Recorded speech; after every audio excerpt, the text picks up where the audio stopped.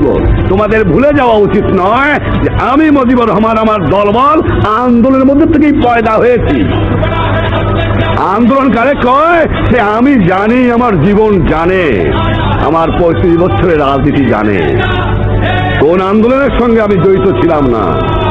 আইয়ুব খান 58 আমাকে ফাঁসি দেওয়ার চেষ্টা করেছিল, 6 সালে আগরতলা কেস করে আমাকে ফাঁসি দেওয়ার চেষ্টা করেছিল, এবারও আমাকে নিয়ে গেছিল ফাঁসি দেওয়ার জন্য, পারে নাই। বাংলার মানুষ দোয়া করেছে, বাংলার মা বোন রোজা রেখেছে, বাংলার মসজিদে মসজিদে মন্দিরে মন্দিরে দোয়া হয়েছে।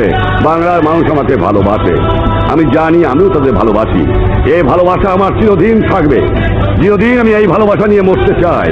যেদিন বাংলার মানুষের ভালোবাসা পাবো না, একদিনও আমি আর বাঁচতে চাই না, একদিনও আমি আর ক্ষমতা চাই না।